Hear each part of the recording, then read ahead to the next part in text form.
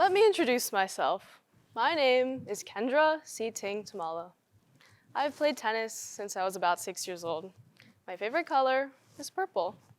I like to read in my free time. I am from Orange County, California. My favorite animals are owls. Most of the time, my favorite subject in school is math. And I love sushi. These are some of the things that shape my identity, who I am. And who am I? I am American. Now, who do you think of when you think of an American? For me, I think of someone who loves a great cheeseburger and spends weeks planning the 4th of July party. While these stereotypes may hold some truth, they are not what capture the essence of what it means to be American. But in a world of evolving identities, how can we identify Americans? Now, I have struggled with the idea of identity for my whole life. When I'm with my mom, I am Chinese. When I'm with my dad, I am Ecuadorian. When I am with both of them, I am mixed. Although all of these labels are technically right, I feel most comfortable identifying myself as American. My school is known for its diversity. There are people from all around the world, and I have really tried to connect myself with others who share my heritage. I've attended meetings organized by my school's Asian Society, Alianza Latina, and even the Mixed Heritage Affinity Group. However, I've not been exactly able to fit in. When I went to Asian Society, I didn't feel quite Asian enough. And when I went to Alianza Latina, I realized how out of touch I was with my dad's culture and language. And even with the Mixed Heritage Affinity Group, I did not feel like I belonged. In the meeting I attended, we discussed what it meant to be a mixed kid. The other attendees described this feeling of conflict within themselves between their 2 or more different heritages. And while I did really try to relate to their struggles, I realized that I did not feel in touch with either parts of my identity. But to me, it's not about where my ancestors came from. It is about who I am right here, right now. American and human. Actually, I felt most in touch with my identity of being American when I was not even in America at all.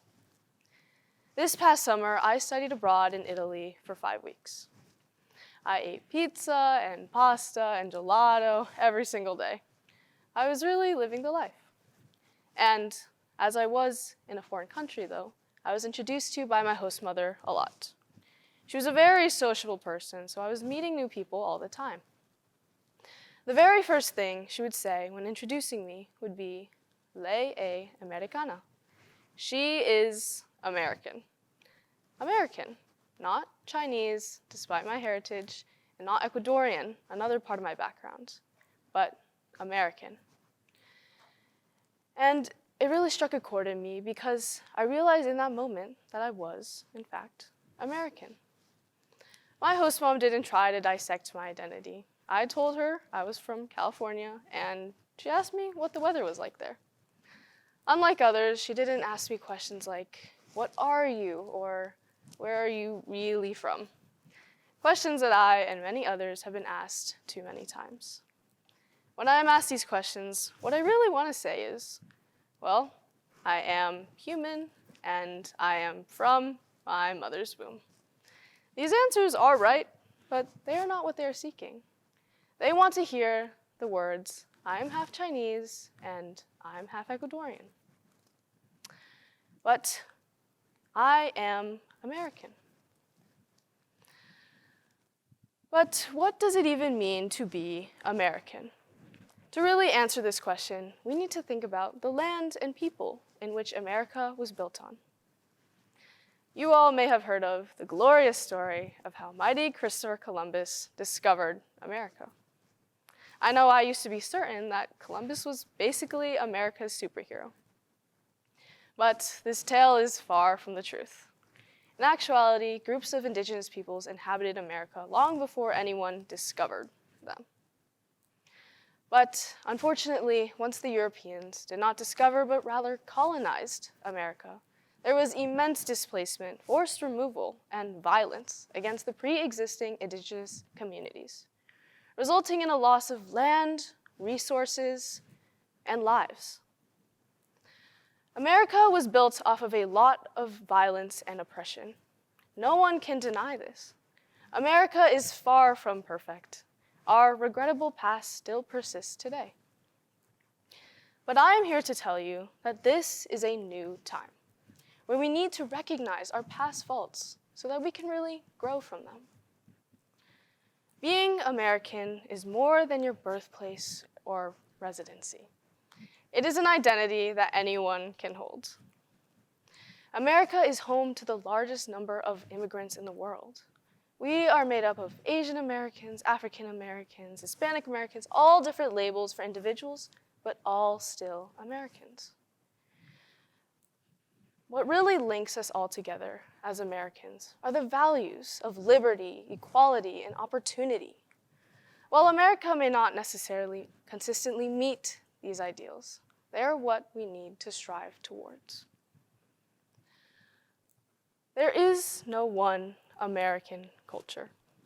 America is the place where any and all cultures can be practiced and intertwined.